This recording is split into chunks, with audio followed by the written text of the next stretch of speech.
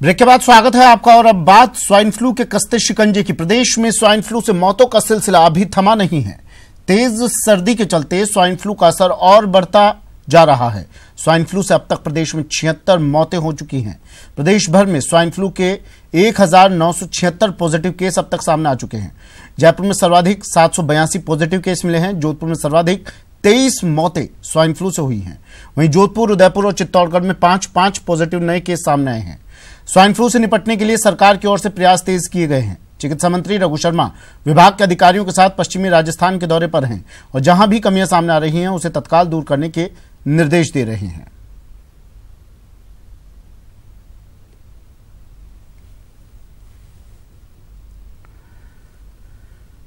तो swine flu का कसता शिकंजा और कसता जा रहा है। 76 मौतें अब तक इससे हो चुकी हैं और 1976 पॉजिटिव केस अब तक सामने आ चुके हैं।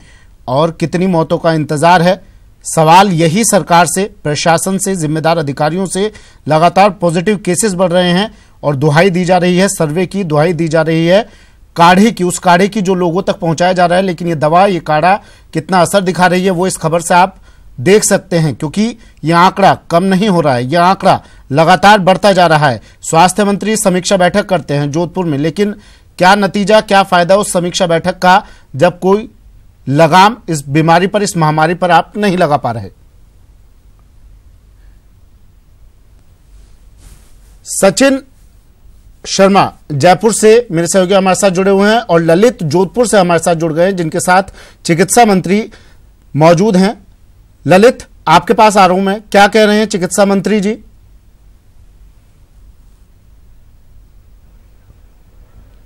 देखिए सुमित, चिकित्सा मंत्री ने 1 बजे बातचीत करने का बोला है। इससे पहले उन्होंने मथुरादास माथुर अस्पताल में, आप देख सकते हैं चिकित्सा मंत्री मेरे पीछे खड़े हैं और वो यहाँ से मीटिंग लेकर अस्पताल का वार्ड का दौरा करके यहाँ से निकल रहे हैं। कुछ मरीज हैं जो उनको शिकायत कर रहे हैं, अस्पताल की व्यवस्थाओं को लेकर ये शिकायत हो रही है और उसको रघु शर्मा सुन रहे हैं। लेकिन चूंकि 35 मौतें हो चुकी है और 538 लोग स्वाइन फ्लू की चपेट में आ चुके हैं, इन पूरे आंकड़े के बाद अब चिकित्सा मंत्री यहाँ पहुंचे हैं तो ये भी अपना आप एक सवाल खड़े हो रहे हैं। और यहाँ पे जो लोग मरीज हैं वो भी उनसे यही सवाल कर रहे हैं, इतना लेट आप क्यों आए। लेकिन बहरहाल ये पहुंच चुके हैं सभी अस्पताल के, चाहे वो मेडिकल कॉलेज के डॉक्टर हों, चाहे वो सीएमएचओ के डॉक्टर हों, तमाम डॉक्टरों से उन्होंने मीटिंग की है। और मीटिंग करने के साथ ही अब वो यहां से मेडिकल कॉलेज के लिए रवाना हो रहे हैं और मेडिकल कॉलेज रवाना के साथ उन्होंने कहा है कि 1 बजे मीडिया से बातचीत करेंगे। लेकिन उन्होंने ये नहीं बताया कि आखिर ये आंकड़ा इतना बढ़ा क्यों।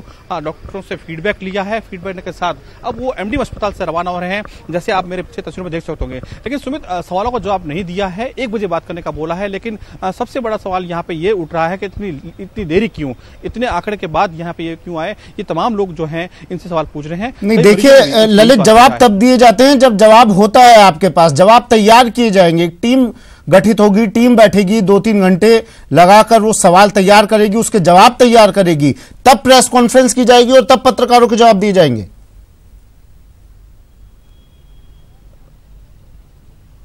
बिल्कुल स्वप्निल, सबसे ज्यादा आपने ये पूछा कि आखिर जोधपुर में ही इतने आंकड़े क्यों बढ़े, आपने फीडबैक लिया होगा क्या कारण है, लेकिन किसी बात का जवाब नहीं दिया। सिर्फ एक ही मुंह पे जवाब था कि 1 बजे बातचीत करेंगे, फीडबैक ले रहा हूं, बात कर रहा हूं और 1 बजे आपको सारा घटनाक्रम बताएंगे कि आखिर क्यों हुआ है और अब क्या करने वाले हैं। सचिन मेरे सहयोगी हमारे साथ बने हुए हैं जयपुर से। सचिन, सवाल खत्म हो गए हैं हमारे पास, एक ही सवाल कब तक पूछे, लेकिन जवाब इन लोगों के पास है नहीं। समीक्षा बैठकें की जा रही हैं, लेकिन क्या फायदा इन समीक्षा बैठकों का? सर्वे करवाए जा रहे हैं, क्या फायदा हो रहा है इन सर्वे का? काढ़ा घर घर पिलाया जा रहा है, क्या फायदा हो रहा है उस काढ़े का? सचिन,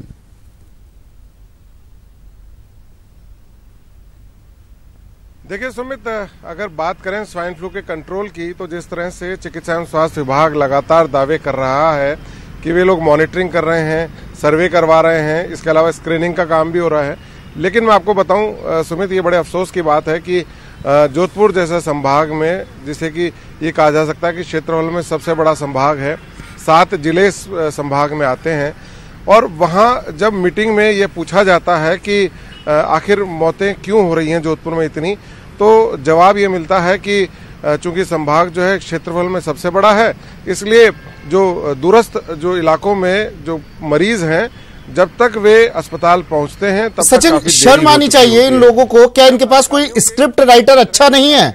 जब देखो जवाब इनका यही रहता है, संभाग बड़ा है या फिर मौसमी बीमारी है, कोई और जवाब इनके पास नहीं है। किस तरह से रोकेंगे इस महामारी को?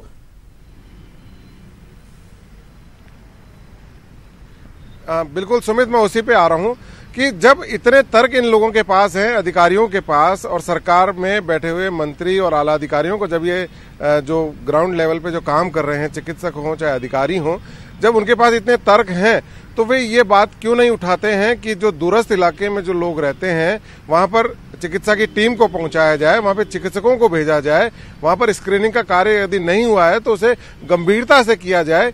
लेकिन ये लोग इंतजार करते हैं कि व्यक्ति खुद बीमार हो और इलाज के लिए स्वयं ही अस्पताल में पहुंचे। चिकित्सा स्वास्थ्य विभाग के अधिकारी, चिकित्सक या चिकित्सा कर्मी। उदयपुर से कपिल मेरे से हमारे साथ जुड़े हुए हैं। कपिल, जब आप विपक्ष में होते हो तब आप बहुत सवाल पूछते हो सत्ता पक्ष से, लेकिन जब सत्ता पक्ष में आए हो, सत्ता में आए हो, क्या कर रहे हैं आप सिवाय बहानेबाजी के? कितनी मौतों का और इंतजार?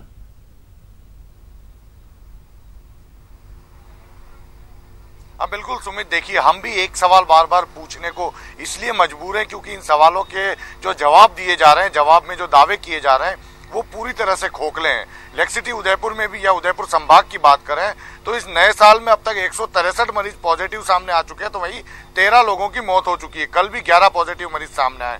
मौसम ने एक बार फिर करवट बदली है, एकदम से पारे में लगातार गिरावट आई है, 4 डिग्री तक की गिरावट आई है। ऐसे में ठंड काफी बढ़ी है, तो अब ये चिंता भी बढ़ती है कि जो स्वाइन फ्लू के मरीजों का आंकड़ा पिछले दिनों में लगातार बढ़ा है वो इन दिनों में फिर बढ़ने की उम्मीद है। दावे खोखले इसलिए क्योंकि काढ़ा वितरण की बात की जा रही है, डोर टू डोर सर्वे की बात की जा रही है, लेकिन पूरी तरह से नाकाफी है, किसी तरह की मॉनिटरिंग नहीं है। अभी हाल ही में उदयपुर चिकित्सा प्रबंधन ने एक रेलवे स्टेशन और बस स्टेशन पर स्क्रीनिंग के लिए टीमें बिठाने का दावा किया था, लेकिन वहां पर भी जो डॉक्टर्स की ड्यूटी लगाई गई वो ऑन कॉल उपलब्ध थे। नर्सिंग स्टाफ के भरोसे ये पूरी व्यवस्था सौंप दी गई, लेकिन जो लोग रेलवे स्टेशन और बस स्टेशन पर पहुंच रहे थे उन्होंने नर्सिंग स्टाफ को देखते हुए किसी तरह की दिलचस्पी नहीं दिखाई। तो स्क्रीनिंग की जो ये व्यवस्था थी ये भी पूरी तरह से चलिए शुक्रिया। सीधा ले चलते हैं आपको बापू को नमन करने के लिए। महात्मा गांधी की आज 71वीं पुण्यतिथि है और मुख्यमंत्री अशोक गहलोत पहुंचे हैं बापू को नमन करने के लिए सचिवालय में। सीधी तस्वीरें टीवी स्क्रीन पर मुख्यमंत्री अशोक गहलोत और तमाम उनका मंत्रीगण, उनके सहयोगी अधिकारी आज महात्मा गांधी की 71वीं पुण्यतिथि और तमाम लोग उन्हें पुण्यतिथि पर नमन करने के लिए श्रद्धा सुमन अर्पित करते हुए